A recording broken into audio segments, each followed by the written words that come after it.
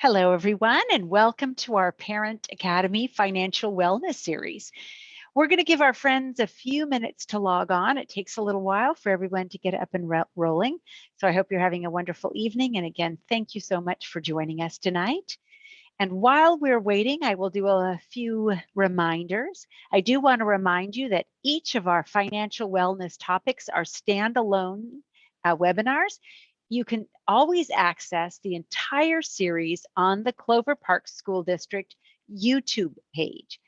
All you need to do is once you get onto the school district website, then you can click search for YouTube or Clover Park School District YouTube. Simply then click on playlists and find Parent Academy. You will be able to see all of the topics we've done so far. That way you can watch. You can always watch live like you are now, or you can tune in later at your convenience. All right, we're going to get going in just a moment. Also, just a reminder that if you have registered for one, then you actually get registered for all in our financial wellness series. Some of these topics, especially the one that we're doing tonight and next month, are great if you have a student who will be attending college or leaving, going off to work, the military or school. This would be a great topics for them to learn about and know about as you are transitioning them out of your home and onto their next big adventure in the wild, wild world. So please, if they are not joining you live, then please suggest that they watch this at their own convenience as well. All right, my name is Holly Boki, and I am the Family and Community Partnership Coordinator for the Clover Park School District. If you are new to Parent Academy, welcome. We're really glad you're here. Parent Academy is an opportunity for us to partner with the community and to bring you timely and interesting topics, because we believe the more you know, the better equipped you are to parent and to support your student. And tonight we have tips on how to protect yourself against identity theft. And our presenter tonight comes to us from our great community partner, Twin Star Credit Union. Darren Gosler is a former fraud investigator and current information security analyst at Twin Star Credit Union. He has 18 years of investigative experience in the financial and casino industries. So I want to say thank you so much, Darren. We are thrilled that you could join us tonight. And I am sure that either there's no one that's watching tonight that doesn't know someone or has not themselves been a victim of identity theft. So it really is a growing problem worldwide, I think. Well, thanks for having me, Holly. And yeah, we certainly see this not only in my line of work from a financial perspective, but like you said, pretty much everybody's impacted with this on one way or another. And it's becoming more and more prevalent as it goes along, especially with advancements in technology and everything like that. So definitely pretty prevalent. Yes, we'd actually think almost that with all the advancements in technology that we wouldn't have it, but actually that has opened ourselves up to a lot more opportunity for fraud. For sure. And a lot of that is just because, fraudsters are very smart, very adaptive, and very resilient. So a lot of this information and a lot of the mindsets we try to teach to people is to also be adaptable. And also do a lot of research. That way you can stay in line and do your due diligence and really just kind of keep an eye on things. And that's the key to really defeating a lot of these fraudsters is just knowing what's going on and keeping up on things. So and not making yourself a target, right? Oh yeah. All right, well, we'll let you get to your presentation. I will say if anyone in our audience has a question, you can put that in the Q&A at the bottom of your screen, or you can put it in the chat. Darren, if that's okay, and if we need clarification, I may interrupt you in your presentation if we have the need to do that. Otherwise, we'll have plenty of time at the end of our presentation for questions and answers. So without further ado, I'll let you get going. Yeah, if you see any questions in there, yeah, go ahead and interrupt me and I'll answer what I can. But yeah, so today, we're going to talk about mainly two things. We're going to talk about traditional identity theft, and a lot of it's going to bleed into general online security, because these days ID theft and online security go hand in hand. So when you talk about one, you're really talking about both. So we're going to go over a few goals today. For one, a basic understanding of what ID theft is at a high level. We're going to go over the difference between synthetic ID theft and what's called real name ID theft or traditional ID theft. We're going to go over why fraudsters want your personal identity and how they use that information against you. And then we're going to go into a section on general online security best practices, things to remember, things to do, and just kind of steps to take to protect yourself online. And then lastly, we'll go into what to do if you become victim of this, if your identity is stolen, what steps to take, who to contact, what sites to do, what sites to go to, the whole 9 yards. So let's start with a basic overview of what is identity theft. And I promise not all these slides will just be me reading off of them, but with this one, it's pretty much what it says. Identity theft is when someone uses your personal identifying information without your permission to do a whole host of things, whether it's to get credit cards, loans, cell phone bills, rent applications, whole host of different things.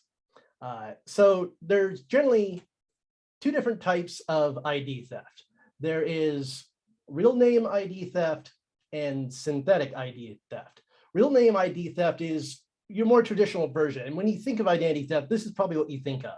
It's when fraudsters or criminals, same thing, use your information to pose as you. When you think of somebody like, stealing your license and that kind of thing, this is the type of real name ID theft. They're trying to use your information to do things in your name and to try to do all kinds of different activities, whether it's criminal, whether it's racking up medical bills, that kind of thing. They're trying to pretend to be you. However, that's something that, especially in the last 10, 15 years or so, has become less and less prevalent. The new version of ID theft called synthetic ID theft is now the more common and more well-known version of this. The reason being, so synthetic ID theft is where instead of a fraudster trying to take your information and then pretending to be you, they are taking parts of your information from you and from a whole other host of sources to create a completely new identity, a completely new person. So they'll take your social security number, and then they'll take somebody else's birth date, and then they'll take somebody else's address and that kind of thing, kind of combine them into their own real person. There's a couple of reasons for this. Primarily because if you create a whole new person, these things are a lot harder to catch and they're a lot harder to track, because you can make them look a lot more legit. Because if it's bringing a bunch of different things together, it's hard to coordinate with these, what is real and what is fake, to where if you were to steal somebody's ID and pose as them, we all have our own way of doing things, our own patterns that we do every day that kind of creates breadcrumbs and signifies what a person is. To where if somebody were to steal your information and pretend to be you, there's a pretty good chance they're not going to act exactly like you. So it's going to be pretty easy for law enforcement and other people to be able to tell that, hey, somebody's faking this. Somebody's impersonating this person. They're doing activities this person doesn't normally do.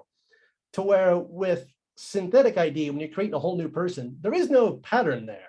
There is no established behavior, things like that, to where it's a lot harder for law enforcement and other agencies to look at this and go, hey, this is fake. This isn't real, because it's bringing a bunch of different elements together to create a completely new identity. So that's one of the main reasons why synthetic ID theft is the way more used and prevalent version of this these days, because it's a lot harder to defend against and a lot harder to detect. So what kind of information do fraudsters go after when they're doing different versions of ID theft? A lot of it's pretty obvious stuff, but you've got things like name, address, date of birth, your social security number, mother's maiden name, where you work, what street you live on, your pets' names, all kinds of different things. Some of it's for obvious reasons, just to take that information and meld it into that new identity. Other pieces of information are for a lot more subtle things, like for instance, mother's maiden name. Yeah, it might be used to build that identity, but it can also be used to get into like online accounts. And we'll go into a little bit later why on that kind of thing. And there's ways to mitigate that. And when we get into traditional ID theft, real name ID theft, that's when we start talking about physical items and some of the things you want to do to mitigate against people stealing your information. Examples of physical items that have personal information on them are some obvious ones like social security cards, medical cards, birth certificates, passports, credit statements, tax returns, pretty much anything with financial information or any kind of like personal identifying information on it. You're gonna, it used to be when real name ID theft was a lot more prevalent, we would see fraudsters would break into people's like mailboxes, they would go through garbage and things like that to get information, because people would throw things out without even thinking of it, right? Especially like old statements, things you get in the mail, that kind of thing. You don't think about it when you throw these things away. To where now we really try to get people in the mindset of either lock these up where nobody can get into them, or if you're going to throw them away, shred them first. Make sure that there isn't identifying information that somebody can get a hold of, because you never know where some of this stuff is gonna end up. And a big thing, especially when we talk to people, we find a lot of people are still carrying around their social security cards with them in their wallets, in their purses, that kind of thing. These days, that's something we definitely don't advise. You want to keep that locked up at home, because that's obviously one of the easiest things to get information off of is your social security card. So yeah, you definitely want to be careful, especially when it comes to traditional versions of ID theft, and keeping these kind of physical documents locked up and making sure that, only people you trust or just you yourself have access to it. And that's another concept we'll kind of go into here is who you trust with information. It's another kind of mindset we try to want to get people into is people need to be a lot more guarded versus what kind of information they give out. And I'm not going to say a lot less trusting, but a lot more careful as far as like how many people what types of people you get information into. And we'll kind of go into a little bit of that, especially once we get into like online security. So what do fraudsters do once they have this kind of information? There's many different things. We see a lot of different examples of how fraudsters use this information to attack people, especially in my line of work from financial industry. One of the main avenues people, when they get hit with ID theft, is they have what's called financial account takeover. And that is kind of what it sounds like. It's when the fraudsters are able to use all the information they get against you to take over your, your bank accounts, your credit card accounts, what have you. And it's unfortunately, because of how much information people give out and how kind of lax some of their security is, people can kind of make it easy for fraudsters sometimes to commit these kind of financial account takeovers, especially when you have people that give out like PIN numbers, their information, like we talked about mother's maiden name, that kind of thing. There's a bunch of information you can put in together that makes it easy for fraudsters if they call up financial institutions to pretend they're you.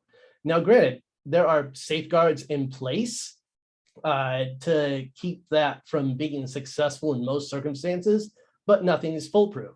So always the first line of defense when it comes to something like that is how much information you give out to people.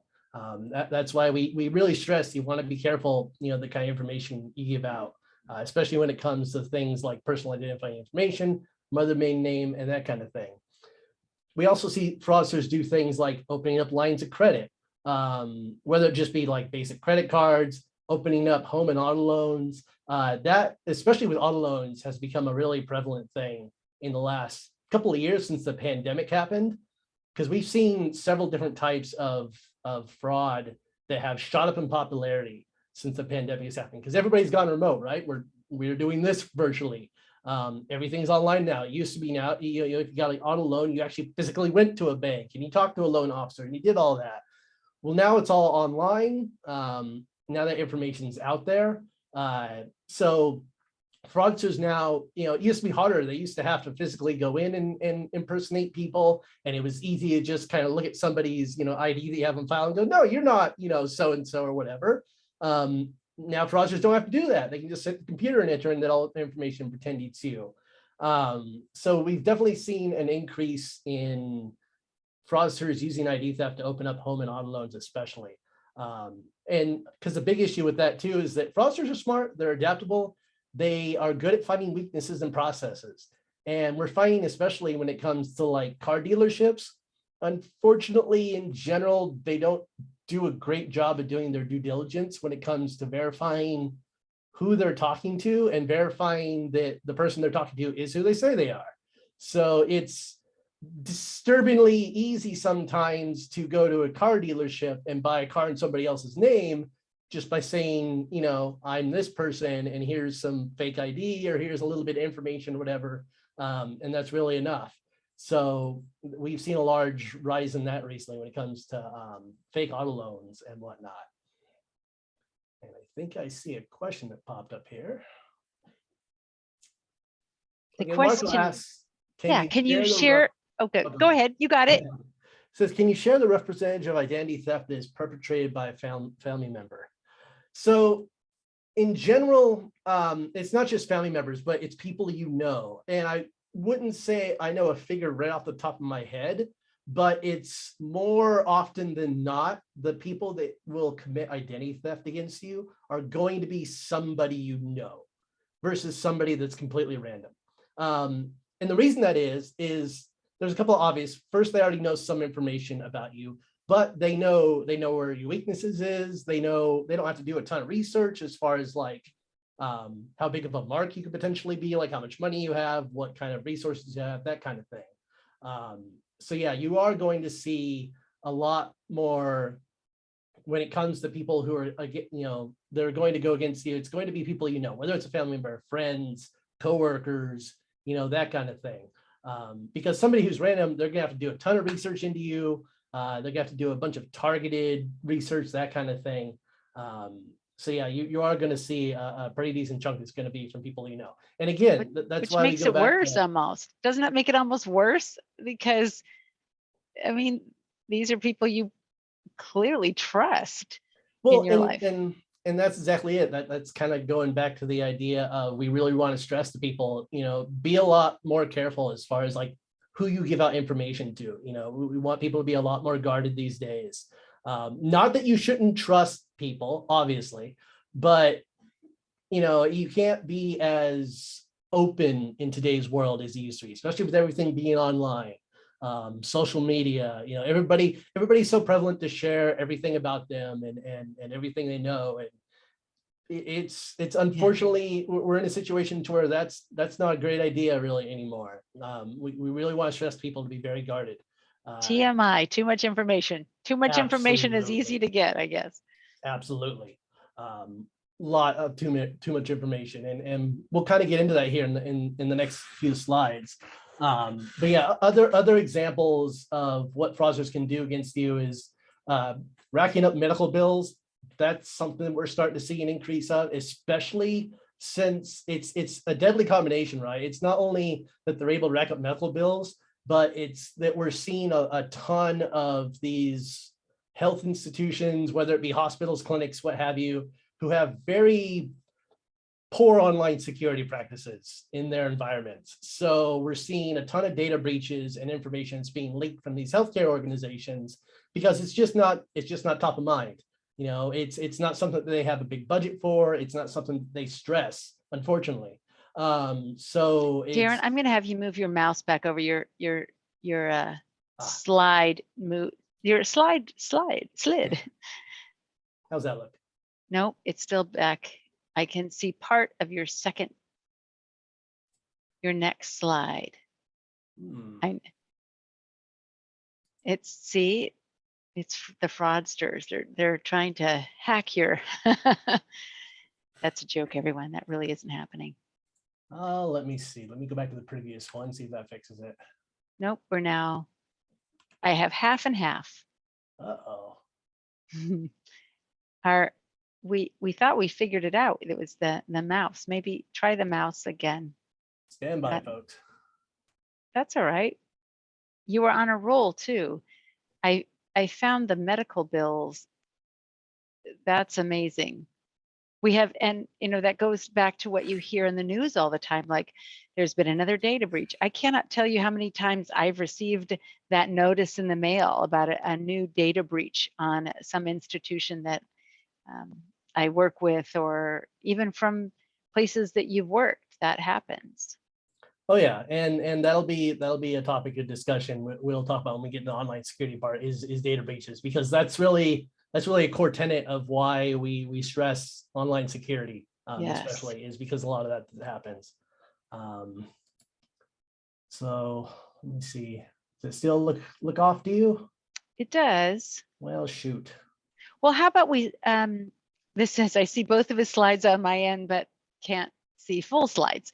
So why don't we stop screen share and then we'll start again from that slide, and maybe that will fix it. We'll try that.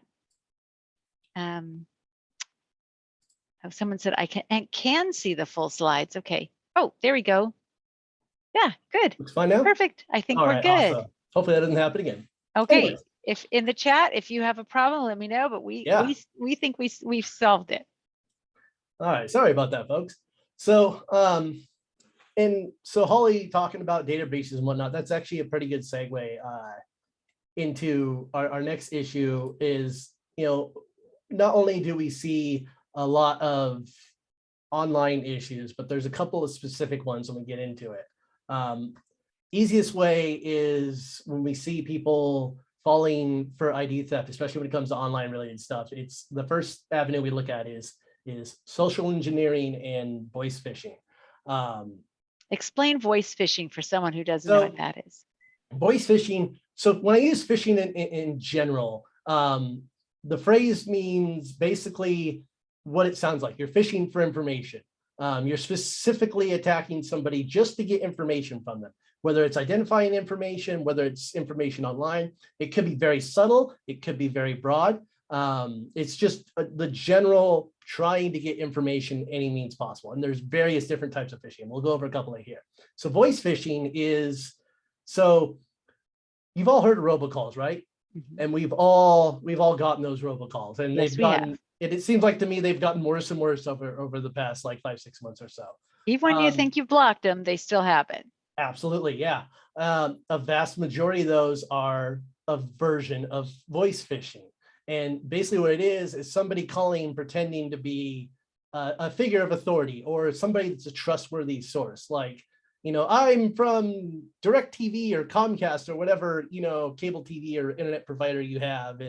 And you've won some contest, or I'm tech support from Amazon, or, yes, there's all kinds of various types. Or Microsoft, or Yep, a lot of the things and the brands that we use and maybe trust. Yep. And so that's another good point. Branches.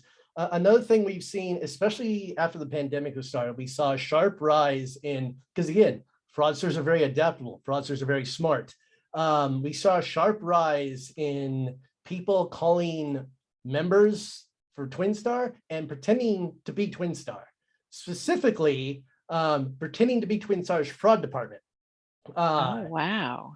They would call members, and you can also spoof a phone number fairly easily, to where I could call you and make it look like, it's coming from any number. I can call you and make it look like it's coming from your number. As a matter of fact, here just a couple of weeks ago, I saw a news story where Verizon sent out a notification to most of its people showing that fraudsters were able to use Verizon's network to spoof people using their own phone number, so that they thought it was legit because it looks like it's just coming from your phone. So these kind of things are fairly trivial, unfortunately, to pull off. So, they'll call you from looks like a recognized phone number, looks like a legit phone number, not some random, Russian phone number or what have you. Looks totally legit, and will try to get information out of you.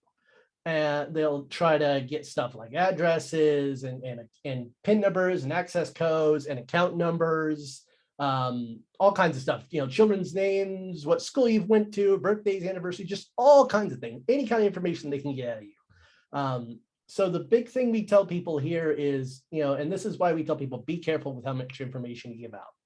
And also in something like that, to where if you get a phone call from a number you're not expecting, even if it's from somebody like TwinStar, somebody calls you from TwinStar and say, hey, this is so-and-so from TwinStar's fraud department. You have fraud in your account. We just need to verify, this information, whatever. A lot of times they're like, we just need your account number and this and whatever, so we can verify this is fraud. Well, TwinStar or any other financial institution is never going to call you and, for one, ask you for like PIN numbers or Account numbers, passwords, or anything like that. The reason is we have that stuff in front of us, not the passwords, but like we have your account information in front of us. We can bring that up, ourselves. We don't need to get that from you. We're never going to call you and warn you that there's, you're committing, like if we think you're committing fraud on the account, we're not going to call you and warn you. We're not going to, you'll find out, if there's fraud in your account because the account's been shut down. So you have a lot of these people, they'll call and say, oh, just give us all this information so we can protect your account. That's not how that works. We can protect your account without needing all that information. It's the same with any other financial institution or, like phone company or anything like that. There's a lot of companies though that will, like, that to pick up medication, they'll say, can you please verify your address or verify your birth date or verify your social security number? So if you're receiving these and someone's asking you this, be very hesitant, be wary is what you're saying, and not providing that. Best thing to do in these situations, if you aren't expecting a call like that, or you don't trust that the person you're talking to is real, is to hang up, look up the number yourself, independent, and then call and be like, hey, are you trying to get a hold of me, and so on and so forth. Initiate that conversation yourself. That way, it's real. It's not, it's not coming from who you're calling, right? Yeah, who you're calling. You initiated that contact. For sure it's real. I've talked to a few members who, especially after we saw the large rise in fraudsters impersonating TwinStar in our fraud department, I talked to a few members who I called legitimately for something, and they would go, well, how do I know you're real? How do I know you're actually TwinStar? There's these fraudsters. How do I know you're real? And I'd tell them, if you don't think I'm real, hang up on me. Hang up and call back. You're never going to offend me. You're not going to offend any of us. If anything, I'm going to be really happy and pleased and impressed that you're taking this seriously. Yeah. I will say though, for some of our, especially our older population, getting a call like that from the fraud department of their bank or their credit union would be shocking, and they're probably more likely to go along with the fraudster on the other end by providing that information because they don't want to be the victim. Yeah, and especially older population and young adults and kids, because the big thing is they prey on fear and uncertainty, especially with like kids, young adults, high schoolers around that age. You're used to, if somebody from an authority figure tells you these kind of things or tells you you're in trouble or something like that, they're going to think, well, what do I do to fix this? Or I should trust this person, and what do I need to do to fix this? So yeah, that's why, have this conversation, talk to your kids about, and I think that what you said earlier, I'm looking at your list of things, and I think, gosh, you probably can't get anyone's financial account numbers on Facebook, but I probably could get anniversaries, birthdays, special interests, schools attended, pet names, children's names, and family background simply on Facebook. Yep. And there's so many different avenues out there, things designed to extract information from you that seem so innocent and so innocuous and so subtle, like Facebook. So how many of those surveys out there have you filled out, right? That ask you all kinds of things, that ask you information that you think is completely harmless to give out. Where do those surveys go? Favorite, yes. Yeah. Who's collecting that information? The general tenet is, we always tell people, we want to have everybody with a mindset of verify, then trust. It used to be the opposite. It used to be trust, but verify. Right. Now it's verify, then trust. verify anything you see online, from anything anybody you talk to. Double check everything, verify before you give out information. Verify that, what you're doing or who you're talking to or where you're putting information into is real and is safe. Verify, Good advice. then trust. And when we talk about putting information into things, we go into email phishing. This is probably the one everybody's heard about. Correct. Everybody's, you've seen news articles, you've maybe seen it yourselves. Email phishing, it is the most common form of phishing, and it is the easiest way for fraudsters to get information from people. And it's the easiest way. It is the first step for about 90% of the time for fraudsters to compromise your online accounts in any way. And that is to send a fake email that looks legit and to get you to click on a link to enter in your username and password with something. And they'll all have malicious links, and they're all meant to harvest and to steal your username and passwords so they can get into your accounts. So this is a real big thing you got to look out for. I got a couple examples here. There's a couple of red flags you can look for when you are looking at phishing emails. So you look at something like this. It kind of looks legit from when you immediately look at it, because you got the Google form banner up here and all that, and you have a Gmail domain that looks like it's coming from. But there's a couple of things when you really look into it that immediately raises from some red flags. First, when you're reading through it, you're going to see it's coming from a foreign country, right? Yeah, it's coming from a foreign country, and initially, if I say something like a majority of stuff that has broken English or is coming from a foreign country, you're probably going to go, well, is that a little bit? Is that assuming things, or maybe a little bit racist?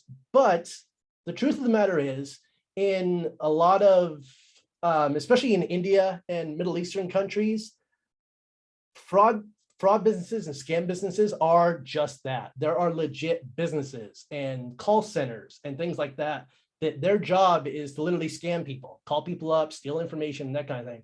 And the reason is because the regulations are a lot looser over there.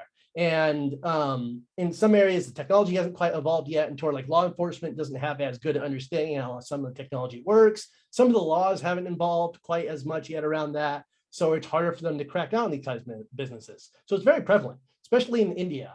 If you look up on YouTube, there's plenty of documentaries on like scam call centers and that kind of things that are very interesting. So that's where the majority of this stuff will come from, is from these places where this is a legit business, where they're sending out things like that. So that's why you'll see a majority of these coming from those areas that have, these kind of sounding names and kind of like broken English. That doesn't mean that everything coming from those countries is not legit. That's certainly not the case. There's plenty of legit businesses, plenty of legit contacts you'll have from those areas. But when it comes to stuff that is it just raises your eyebrow, right? That's just one of the things to raise your eyebrow. Also, the promise of money that is not your money, but like if it sounds too good to be true, it probably is. That's exactly it. There's a few red flags you look for. Kind of broken English in some of the sentences, kind of where it's coming from. The big thing you want to look at is up here in your header, which is the top of your email, which shows kind of your email, who it's coming from. There should be a to here. If you notice, there isn't. It doesn't say who this is going to. That's because it was just sent out to 1,000 different people, just casting a wide net, catch as many fish as possible. So that's a red flag. And again, just like with voice phishing, if you're not expecting it, probably shouldn't trust it. If you're not expecting it, definitely. So don't click on anything. That's I know that's our IT department. Oh, don't click on anything. Don't click on any links. Don't, because that sometimes will take you into another place and that's where the hack maybe happens. So we'll look at another example here. This one looks even more legit. It's got the big Netflix logo up here. But there's a couple of things, like you've got some scare tactics here. Immediately you have something else that draws your eye aside from the giant Netflix logo. You see update payment required. So you're thinking, oh, is there something going on with my account? Do I owe some money? Is there something on my card? Like, what's going on here? So immediately you're wanting to solve this, right? Well, there's a couple of red flags here you can see immediately. One, again, where it's coming from, info@confirm.com. Well, this is coming from Netflix. Why isn't this coming from netflix.com? Or something along those lines. So that's an immediate red flag. Another thing is to recipients. Again, there's not your name in here. It's just sending to a massive amount of people. So that's another red flag. Another one is, we have been hold your account Netflix. What the heck is that? You know, that doesn't, again, broken English. We have been hold your account Netflix, failed to chart, you know, just a bunch of gibberish. But the big key here is this link down here at the bottom. This looks pretty legit, right? Login-membership area-netflix.com. That looks pretty legit. But like Holly said, you don't want to click on any links, especially if you're not expecting it. But what you can do is if you hover your mouse over the link, don't click, just hover, you'll get a little tooltip here that shows you what the link really is. And in this case, it's a bunch of gibberish. It's this big long link that goes to a malicious site that's just going to steal your passwords. Somebody's made a fake site, made it look like a legit Netflix login account, and there we go. So yeah, never click on links on emails you're not expecting or you don't recognize.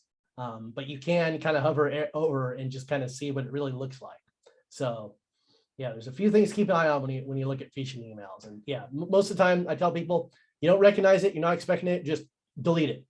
Or if you're at work and you have like a phishing indicator where you can report, you know, phishing emails to your IT department, do that. But yeah, don't respond, don't engage, don't click on links. So Holly talked about data breaches earlier.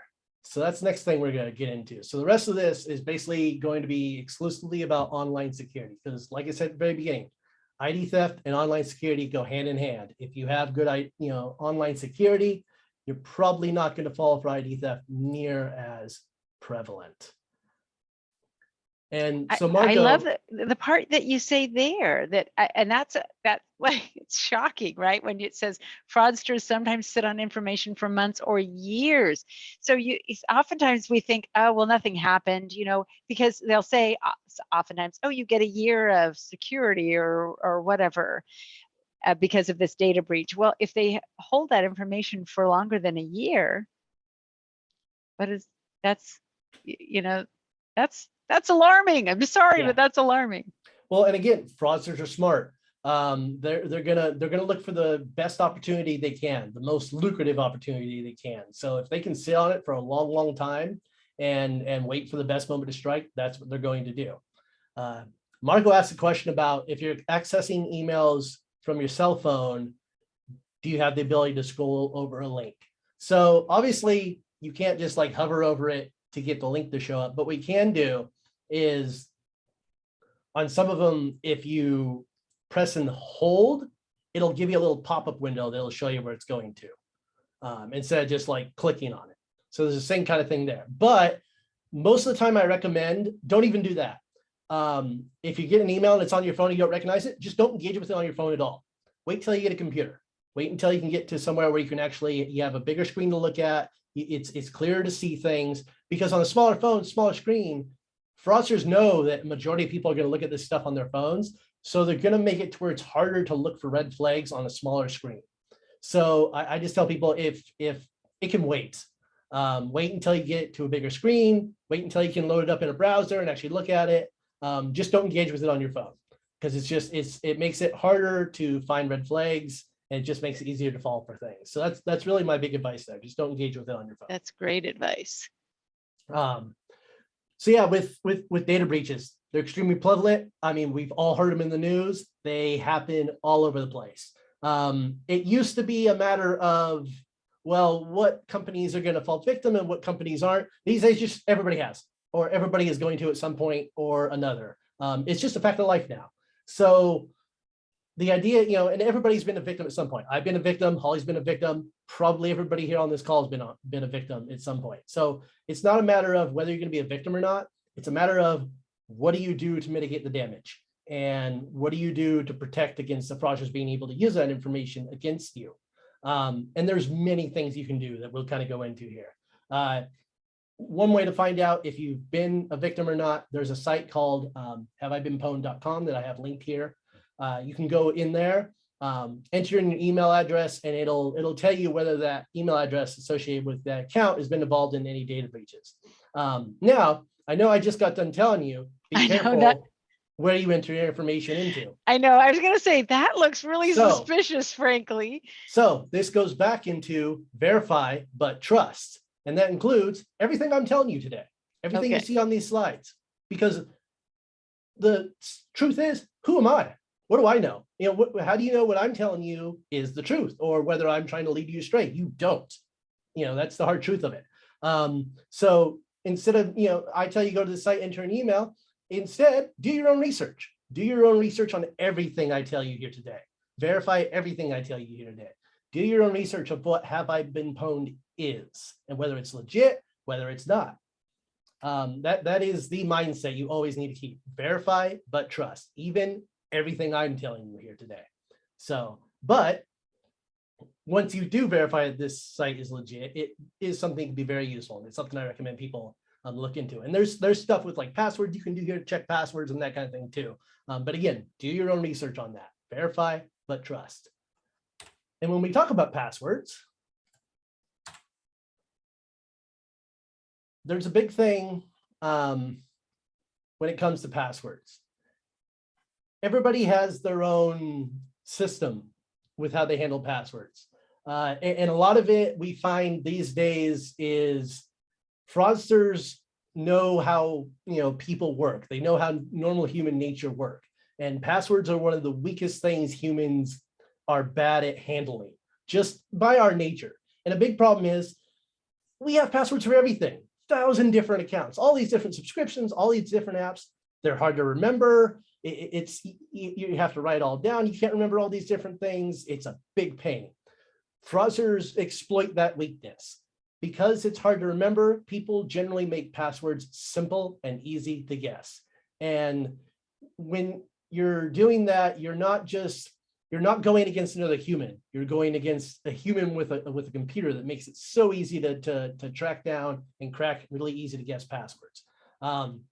So everybody's old systems that we used to have, and I used to do this too, where you write down all these passwords in a notebook, or you keep it in an Excel, you know, spreadsheet or something like that. That's just, it's not something that is secure or safe to do anymore, because it makes it so easy. Because the big thing is, especially when you have all of these accounts, people tend to reuse passwords. That's a really big flaw. You know, you use the same password from account to account to account. So the issue with that is, okay, we went back to the previous one. Everybody suffered a data breach. So if you have company A that has suffered a data breach that you have an account at, but you use the same password there, as well as the same password for your online banking, well, the fraudsters have those credentials from that compromised breach. And when they decide to use that, they can jump from account to account to account to account. So if you're reusing your password, now you're giving fraudsters access to all these accounts. And that's a huge way, that, especially when we see financial accounts, people get their accounts compromised. It's because they're reusing passwords everywhere. Because, you know, it's a pain in the butt having to remember all those. So how do you solve that issue? 2 words: password manager. What a password manager is, it's a piece of software where you put all your passwords inside it, and then you lock it with one master password.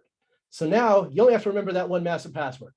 And this offers a couple of good features here. One, it's way more secure because you can use the password manager to generate long, complex, and unique passwords for absolutely everything. So if the fraudsters are able to get your credentials off of data breach on one account, that's it. They're stuck on that one account. They can't use it to hurt you in other places. They're stuck there and they can't do anything else. So it offers that feature, the ability to generate unique passwords for everything. It also makes it, you don't have to remember all these passwords. You only have to remember the one. It makes it way easier. Now, yeah, you want to make that master password a long and unique one, but you can make it something that's easy to remember and hard for people to guess. It's also really convenient because most platforms now, they sync across all your devices, your phone, laptop, computer, work stuff, whatever, to where you're not having to like type in all these passwords. You can just click on a button and it fills it all in for you. So it's convenient, it's secure, it's easy. It's something that is standard if you're going to be using the internet these days. Password manager. All right, here's my concern about the password manager. Everybody gets hacked, it seems. Even financial institutions, our school district got hacked. So what if Dash Lane gets hacked?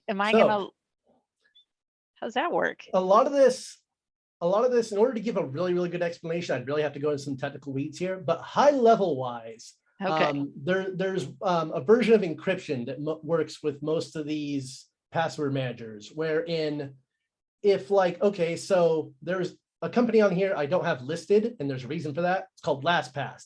And it might be one you've heard of. They were a pretty big thing for a little while. Even a site like LastPass, and the reason I don't have them on there is just because of some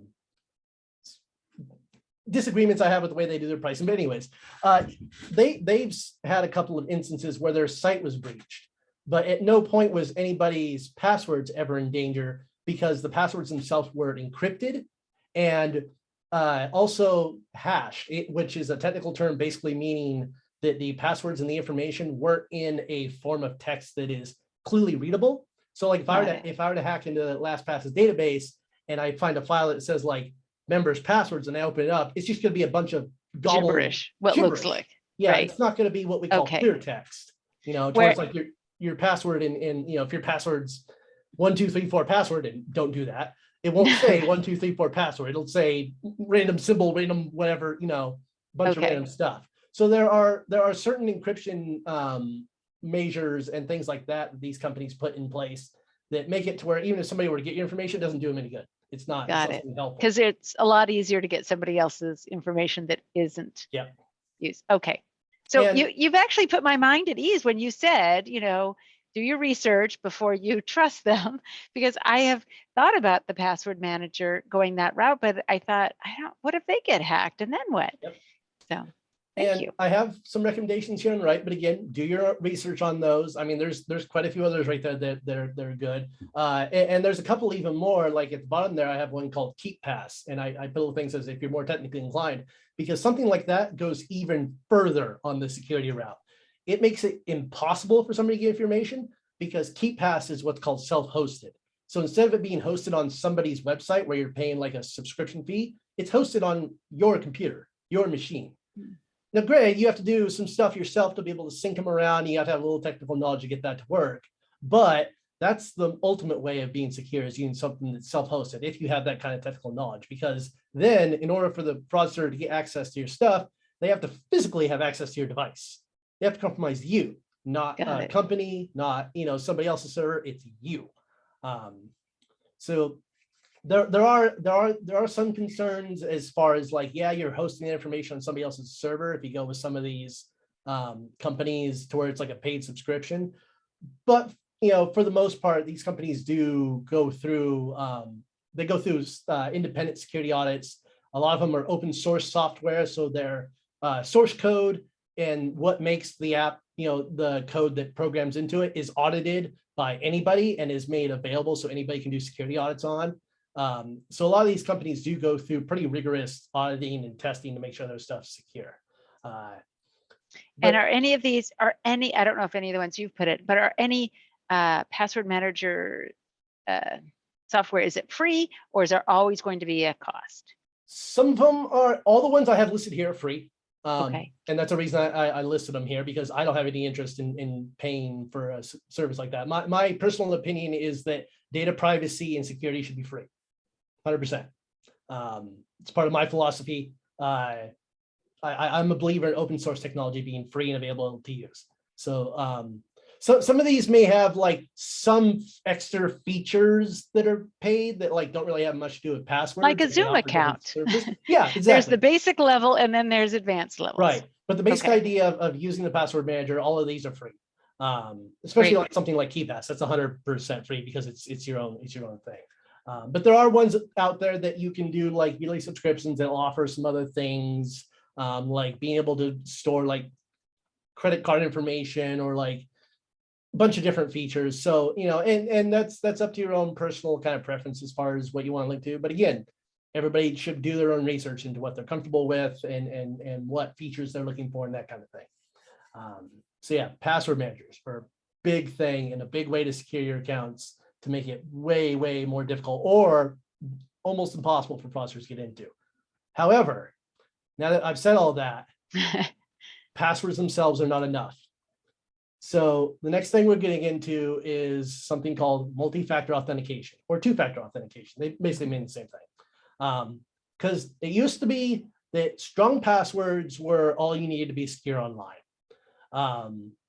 But now we're finding, especially in the last 5 years or so, that that's really not enough anymore, because there are, even if your password gets compromised, obviously that's an issue, but there are ways, to get into a lot of sites, even if you don't have login credentials, that kind of thing.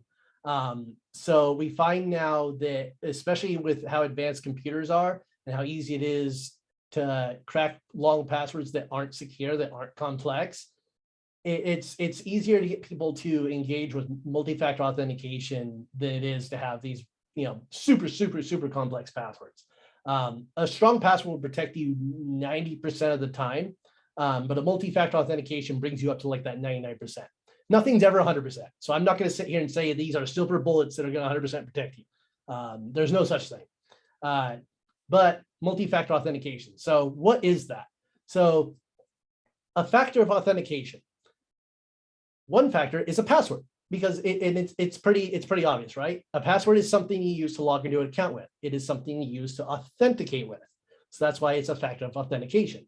So there are three main types rather of authentication. There's something you know, which is your password, because you know your password. There's something you have, and there's something you are. So something you know is your password. The other most common one, so I'll go into the least common one. The least common one is something you are. And what that is, it's biometrics. It's your fingerprint, it's ID scan, like Face ID, with iPhones and things like that. It's using something about who you physically are in order to authenticate. But the most common second factor of authentication is something you have. And what is something we all have? Cell phones, right? We're all walking around with cell phones. So it's something you have. So it can be used as a factor of authentication in addition to your password. And the way this works is, it works by sending, when you log into an account after you enter a username and password, it'll ask you for an additional code, another factor of authentication. And what it'll do is it'll send a code to your phone, and then you enter in whatever code's on your phone, and they can get into the site.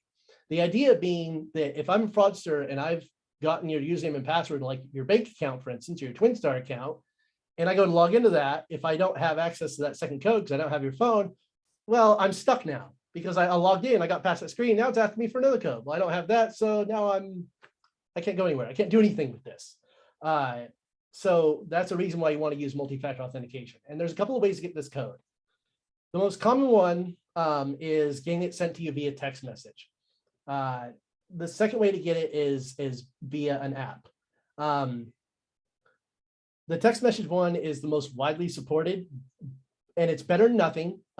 You'd rather use two-factor authentication or multi-factor authentication than not use it. But if you can get away with it, try not to use a text message version, as long as the company or the site you're working through supports an app base. And the reason that is because text messages are an old communication standard. They've been around since what, like the early 90s, something like that, mid 90s, whatever it was. It's extremely old. They're not encrypted, like we talked about earlier with encryption with password managers and whatnot. They aren't encrypted. So everything is just in plain text, and they're super easy to intercept. It's super easy. It's very trivial to intercept some of these text messages if you have the right technology. It's really easy to call up a phone company and socially engineer and socially phish and voice phish them to act like you're a phone subscriber and to get them to give you, access to text messages or like SIM cards or that kind of thing. So yeah, text messages are pretty insecure. Whereas something that is app-based, and basically the way this works is on the right, you'll see a list of apps that are recommendations there. And just like the password managers, there's many others. Do your own research. The way this works is you'll open up an app on your phone, and the app or the code will be generated by the app. The code won't be sent to your phone. It'll be generated on your phone, which means there's nothing to intercept. There's nothing being sent. There's nothing being received. It's just being generated on that device. So you'd have to have physical access to that device to get the phone, which makes it way more secure. And it has the added benefit of it doesn't need the internet to work. Like you could completely be out in the middle of the woods, have no access to the internet, and this code will still work. This app will still work because it's just a randomly generated number over a small set of time period, like maybe 30 seconds or 60 seconds. You can generally change the time interval. But the idea is it's not interceptable, and it's just on your device, and it's a lot more secure. TwinStar, as of about a year ago, when we changed our online banking, we now offer the ability to do app-based 2FA. We also offer the text-based version, but it's meant as a backup, a fallback option. So especially if you're a member through us and it's something you haven't enabled yet, I very much recommend you do so.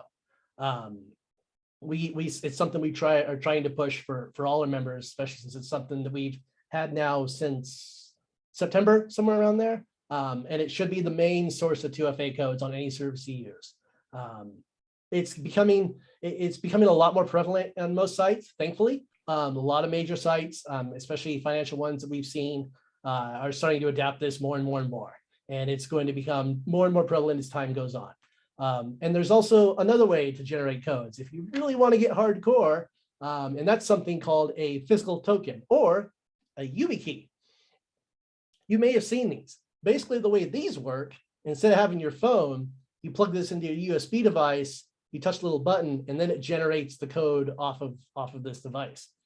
This is even more secure because it operates on the same foundation as your phone, but there's no connection here. To where on your phone, you're connected to the internet, you got data and that kind of thing. So theoretically, your phone could be compromised and whatnot. It's extremely unlikely something like that would happen, but it is still theoretically possible. Something like this is impossible because there literally is there's no internet on this thing.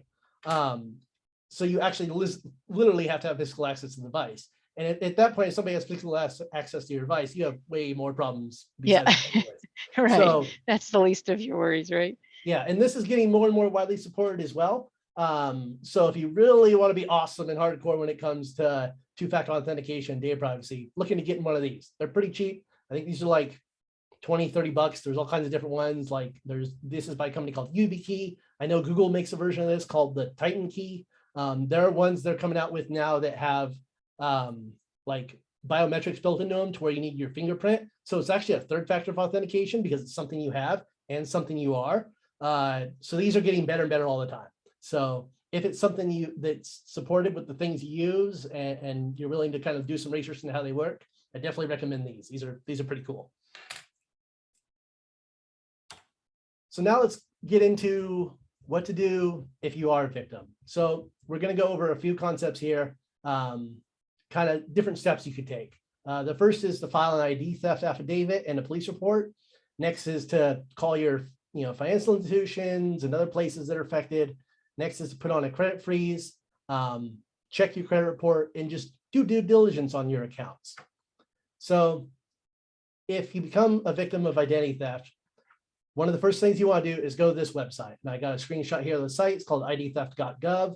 You'll be able to do a couple of things. They'll have a form you can fill out. It's an affidavit, basically detailing what happened, as many details as you can, that kind of thing. You also want to call your local law enforcement, file a report with them, and get a police report number and this.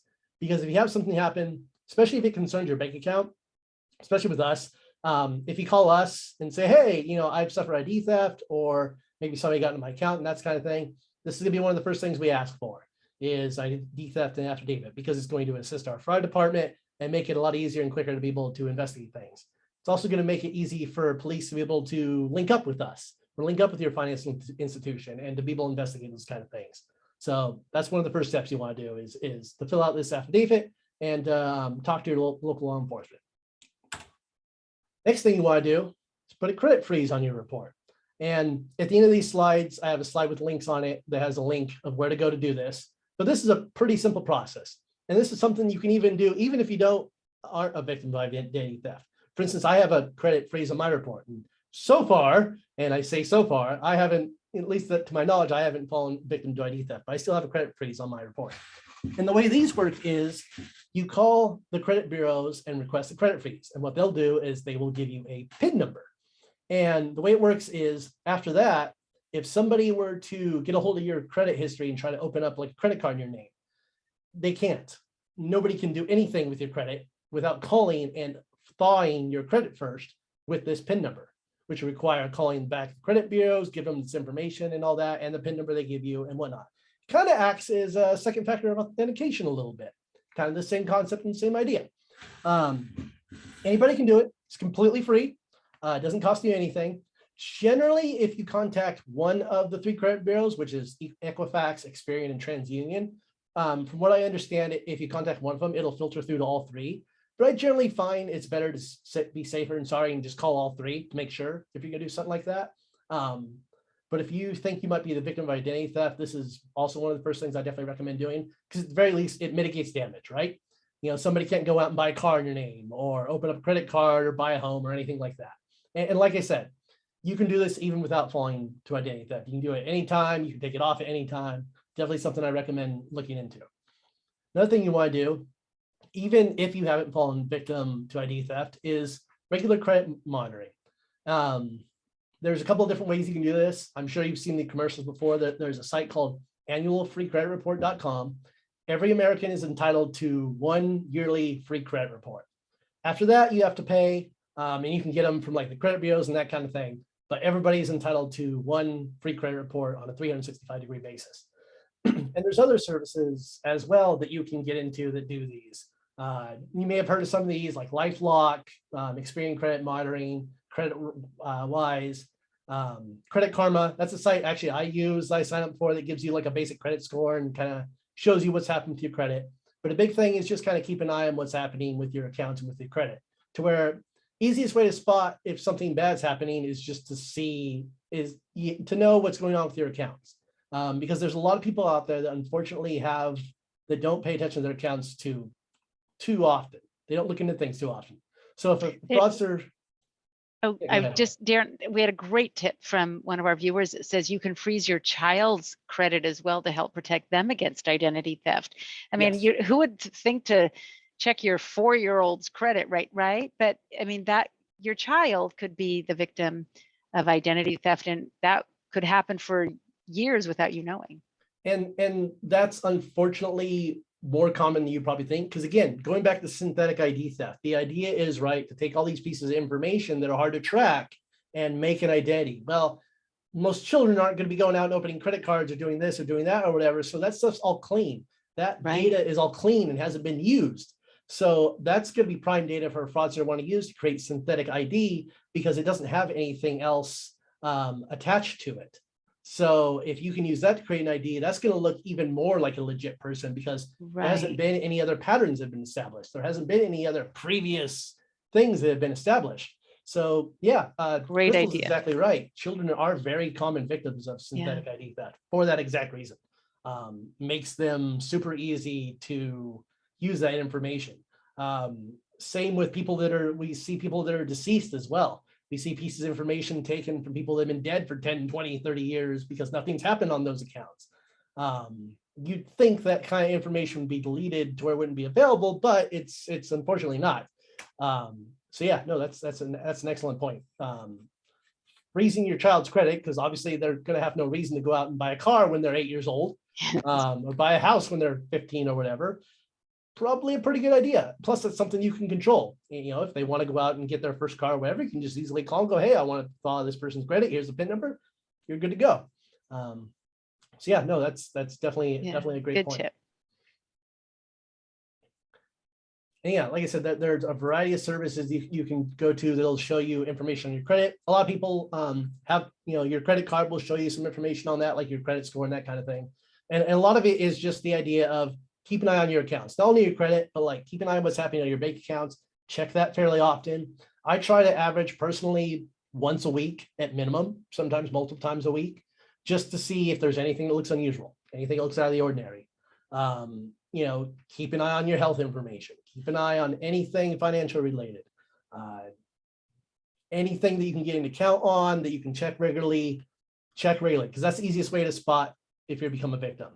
Because that's what fraudsters are hoping for, is that you're not going to spot that. The longer they can keep a hold of your stuff, the better, the more they can get at you. And the quicker you catch that, the less likely they're able to do major damage against you. There's quite a few times where we've had members call in that have accounts that are in the hundreds of thousands of dollars, close to $1 million or whatever, where their online banking was compromised, but because they kept up on it and they checked their banking regularity, they caught that, hey, there's a charge here I didn't recognize that just happened this morning or whatever. And they were able to call us and we were able to lock down their account before something real bad happened, to where there was an initial like $2 charge, and that's all the fraudster was able to do. To where if this person wasn't keeping an eye on it, who knows what might have happened? They might have gotten cleaned out of hundreds of thousands of dollars. But I think that's a really good point to make, is that even if it's just a $2 charge or a small amount, because oftentimes I've heard that that will be what will be tried first, is a Yep. small amount. So rather than just say, I don't remember that, but oh, okay, letting it go. If you're not sure, to have it checked. A big thing, especially with the small amounts that you want to keep an eye on. The reason you see that is because a lot of times when fraudsters are able to get a hold of online accounts, first thing they'll do is they'll link that to an external account. Some other account they have it, some other financial institution or an offshore account or wherever it is, they'll link to the account so they can start transferring money over. And most financial institutions, TwinStar included, we have limits on how much money you can transfer from account to an external account and over a certain amount of time. So like with TwinStar, it's $2,000 over a certain period. And the reason for that is to keep, if somebody were to get a hold of your account, to keep them from just transferring out the entire kit and caboodle in one shot. So they'll do, when they set up these external accounts, it'll send what's called a micro deposit. And basically this is a test to make sure the connections are going to work. And you'll see that as well. Like if you set up like a third-party service with your account, like a financial auditing thing, or like something like Mint, or any kind of like online retirement thing. Anytime you set up any kind of link like that, they'll send micro deposits to make sure the link's legit. So that's one of the things that you want to look out for. If you see something like that show up, you don't recognize it, give us a call, let us know. And again, that's all with due diligence, right? Just keep an eye on your accounts. Easiest way to make sure fraud doesn't happen is just to keep an eye on your account. So just do your due diligence, keep an eye on what's happening, and be vigilant. Be vigilant, adaptive. and be adaptive, and be skeptical.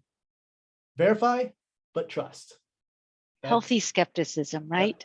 Healthy skepticism. So yeah, in here, there's a few resources and links I have here. This top link here, go into consumer.ftc.gov. This is all about credit freezes. Shows you where to go to and how to do that. They also have some phone numbers in that thing if you just want to, if you're more comfortable calling them instead of doing it online. There's an article here from ftc.gov that talks about identity theft and data security in general. There's an article here that talks about passwords, do and don'ts, kind of recommendations, best practices, that kind of thing. There's an article here that talks about multi-factor authentication, how it works, basics, that kind of thing. And lastly, an article about phishing, general overview, different types, how they work, that kind of thing. So great resources. Wow, you have covered so many things, and I loved it because it was really a discussion all the way through. We got to ask you questions as we went along. If anyone has any questions, then now would be a great time to ask. Please put them in the Q&A or in the chat, either way. I know we've gone a little longer than our hour, but we were having such a great discussion about so many different things, and it is such important stuff. Again, I cannot tell you enough to please have this conversation with your student, your child. We want our kids to go off and off to school or wherever they're going and be safe, and money's hard earned, and we don't want anybody stealing it, nor their identity. So all of that goes hand in hand, but they need to have that conversation with you. So please, I hope we've given you some information that you didn't have before, information to talk to your kids about, great resources. Darren, you have been a wealth of information. Clearly, you're passionate about this because that is evident in your presentation.